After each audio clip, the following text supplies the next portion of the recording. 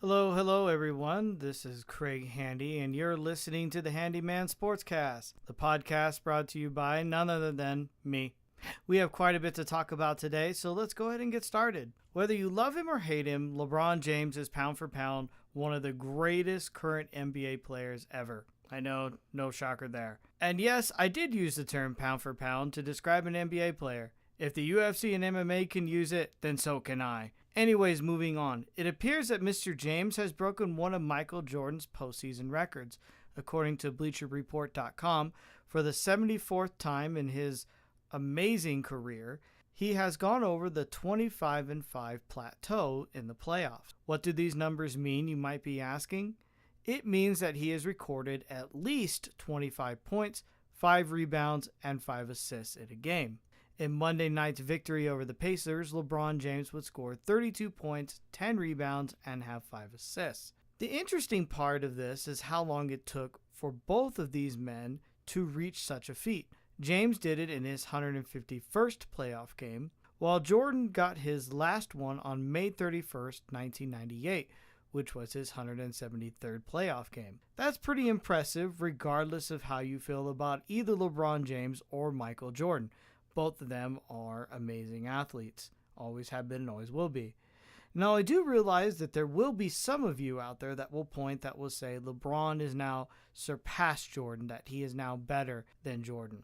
I will say this. I'm a huge fan of both players. And LeBron has the talents where he could score 40 or 50 points in a game whenever he wanted to, or even when he wants to for that matter. But that's not his game. It never has been and it never will be. LeBron is a team-first kind of guy. He started that way in Cleveland, and he continues to be that type of player today. If there's one thing that I do feel that Jordan will always have over LeBron, and I don't think this will be a surprise to anyone, is that Jordan was a little more clutch than what LeBron James was. You knew in close games who was going to get the ball. You knew that person was going to be Jordan. Sometimes that's not always the same way with LeBron, now especially that he is now in Miami when he has to team up with Bosh and Wade. You know, he doesn't have to be the superstar. It's sometimes that maybe he had to in Cleveland, but even then, the one knack that LeBron has always had is that he just hasn't been as clutch as Jordan. Now, I'm going to say this. Was Jordan a ball hog? Yes, he was. Even I will admit that, and I'm a huge Jordan fan. Heck, if I were picking a team today, of a team that I wanted to have, of nothing but shooters, just guys that wanted the ball in their hands and I knew were just going to score me points every single time out, and that I knew that they potentially could just go off. I probably would pick Jordan, Durant, and or Bryant way before I would ever pick LeBron James.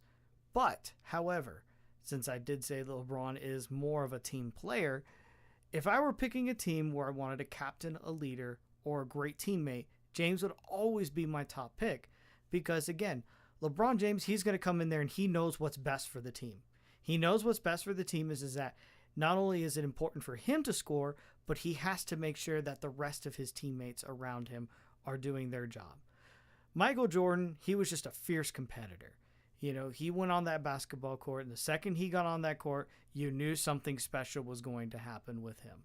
You just knew that in some way or another, Jordan was going to make a play that only Michael Jordan could make. And it's the same way with LeBron. It's just in a different retrospect. I mean, it's absolutely true. Without Scottie Pippen, Michael Jordan might not have had all 6 titles he won when he was in Chicago. Now, these are just some of my views. Many of you that are listening to this are probably screaming at the top of your lungs saying, like, come on, Craig, you can't be serious. And I will admit there are many of you in here that probably follow the NBA a little better than I do and might disagree with me. Now, please don't misunderstand me. I'm not trying to say that LeBron can't score or that he is any less or that he is any more of a player than the players that were in front of him. LeBron James was able to turn a horrid Cleveland Cavaliers team into a yearly contender and was able to take him to the NBA Finals. And who out there could really argue that when he was in Cleveland, he made Andre Ilgauskas' career? Before that, no one knew about him. No one even really cared. But after LeBron James got there, he realized that this is my big man. I need him to be important in ordinary for us to be successful. That's kind of the difference right now. But that doesn't mean that LeBron is any better than Jordan. But never fear, for those of you out there that are diehard Jordan fans like myself, he still has more playoff games where he scored at least 30 points, 5 rebounds, and 5 assists. Kind of weird that there's a stat out there for 25 points, 5 rebounds, and 5 assists. Now we just jumped 5 points to go to 30 points. Right now, Jordan is sitting at 51 and LeBron James has 47. I think it's pretty safe to assume that pretty soon LeBron James is going to catch up to that number and he's going to pass it. Will it be in this playoffs? It is very well possible because there's most likely the chance that LeBron will play in the finals, probably starting sometime next week. Actually, I will be coming back to an NBA topic, but right now I just want to talk about something else that I saw that was very interesting yesterday, and maybe some of you saw this video, and it was the video of a Dallas Cowboy not playoff. That's funny. I know some of you are laughing about that, but it was an OTA practice where an offensive lineman drove the star linebacker into a ground during a non-contact drill. It is a pretty awesome clip. I will admit that. If you want to watch it, it's up there. Go see it. But I'm going to say this, is that it appears that the Dallas Cowboys just simply can't escape bad news or bad luck, if you will. On the first day of OTAs, the Dallas Cowboys middle linebacker Sean Lee had to be helped off the field, even though he was able to walk off on his own power, in what appears to be some sort of knee injury. Many in the organization believe that he has torn his ACL in his left knee and is done for the year. The incident happened when Sean engaged the Cowboys' first-round pick, Zach Martin, during a drill, if you will, or just kind of like a little scrimmage that they were running at that time, and that was supposed to be non-contact. Now, let's understand one thing is that under the new new player agreement and labor agreement during OTAs, there is to be no contact. There is supposed to be no hitting of any kind.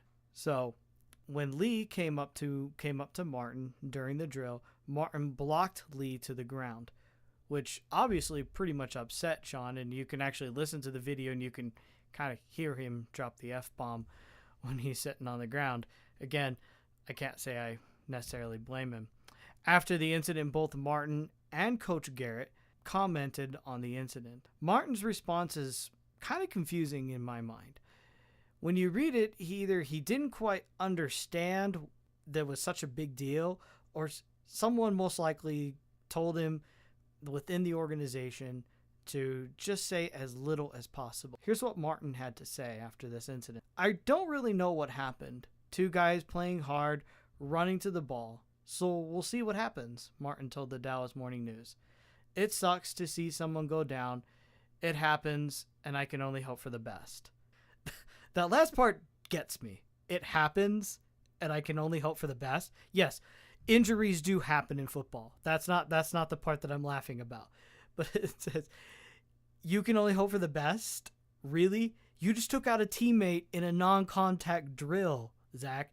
That's something you're not supposed to do. The coaches have been telling you that, or at least hopefully you're hopefully telling them, or hopefully the coaches are telling them better than what they are. So after listening to his comment, I'm going to give him the benefit of the doubt. I'm going to say that most likely someone within the Cowboys organization came up to him and said, hey, be careful with what you say. In fact, try to say as little as possible. We need to make sure that we take care of this in-house. So now let's listen to, now when you can listen to what Jason Garrett had to say, and his comments are very much different. It comes off as he knew that this was something that should not have happened, and that he knew that. He knew that Martin truly screwed up. Here's what he had to say. We keep preaching, stay off the ground, stay off the ground. That's a really important thing. Injuries happen when guys hit the ground. But I have to kind of feel bad, not just for Zach Martin, but for Jason Garrett. Because regardless of what Jerry Jones says, regardless of how much support that he gets, Jason Garrett has to get the Dallas Cowboys back to the postseason.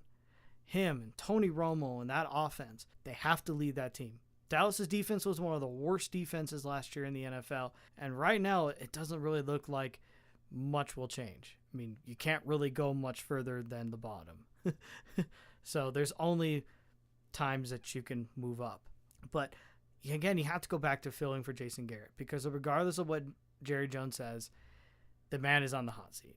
He has to win. If he doesn't, I have to feel that he will not be the head coach next year for the Dallas Cowboys. Again, I watched the video, and you can clearly tell that Martin just takes Lee and just plants him into the ground. He wanted to make a statement. He wanted to tell that his teammates that Zach Martin was here and he was here to stay, and he wasn't going to care who he had to go through to make a name for himself. Now, before we go off and truly tried to say that this was an intentional hit by Martin, that he intentionally tried to hurt Sean Lee, let's just say this. It's football. Things like this just happen. You get a rookie like Martin who's coming into a new environment, and he wants to make a name for himself, like I said. So most likely this is a guy that, just simply put, he got overzealous. He saw this as an opportunity to impress his teammates, and with that, he forgot that the man that he was blocking was the star defensive player, had a history of injuries. But even Jason Garrett, as he talked to ESPN Dallas, even he comments about this idea that people go out in these things and trying to intentionally hurt. This is what he told ESPN Dallas. We talk a lot about how to practice and understand that we're going to be in competitive situations. But the guy across from you is your teammate. We understand that we have helmets and jerseys on, and we really emphasize players staying off the ground and how you compete against each other. Really get some productive work done early in the down, and then once it gets into a skirmish or competitive situation, like it would be in a normal play, you kind of back off of that. So you try to be as productive as you can in an environment that you're in and make it competitive, but also understand who you're competing against. So let's not totally blame Martin for this one. He does deserve some of the blame. Look, there's no doubt about this. Lee is out for the year, okay? If he is out for the year, people are going to say it's because of Zach Martin. And that, unfortunately, is the unfortunate truth. And you can only hope that... I will say this, that I feel that some of the blame, again, has to go back upon the coaches. Even though Jason Garrett was saying that he preached to his players, kept trying to tell them, this is OTAs, don't go too hard, don't hit each other, stay up. But apparently whatever message that he sent to Zach Martin, either it never got there, either it never got registered, because now all of a sudden the Cowboys are facing the reality of, we now have to go sign a new linebacker. We now have to get a veteran player out there to be able to be the leader for this defense. So, however, one can only hope that the injury is not as severe as it sounds. But then again, from the sound of it, it does sound like the Dallas defense will need someone else to step up and take the leadership of this team. Maybe it's Henry Milton. So let's go ahead and we'll now move on to our final topic that we have. And I don't mean to flip-flop here, and I know I did say that we will move back to the NBA. And so we're going to go ahead and now discuss another possible coaching candidate that could be moving from the college ranks to the pro ranks. And probably some of you have already heard about this. Billy Donovan has one of the great coaching gigs at the University of Florida. And pretty much it would appear on the outside, or at least on the surface, that there is no chance that he would ever leave. Billy Donovan just took the Florida Gators to another Final Four. I mean, he has 2 national championships and 4 Final Fours on his record. That means Billy Donovan has the credibility in the college rank. And you could make the argument that in the SEC, although not a great basketball conference, you could almost make the argument that Florida is 1A and Kentucky is 1B. Anyways, getting back to my original point, this was actually reported on ESPN that during the Southeastern Annual Spring Meeting that was held yesterday, Donovan told the reporters that he was committed to the Gators, but he was still open to talking to any teams that might be interested. ESPN has reported that Donovan could be on his way to Cleveland to coach the Cavaliers, who apparently are very interested in him and have expressed serious interest in them. In my view, this would be a great move for the Cavs, and I almost feel like it could have the kind of Pete Carroll effect on that team. We remember when Pete Carroll left USC before all the sanctions and all this and that came down upon USC. When he went to Seattle didn't really have the identity that maybe it was truly seeking. Then Pete Carroll came in. He started getting all these younger players, all these college players, and he started turning them into, to successful NFL players.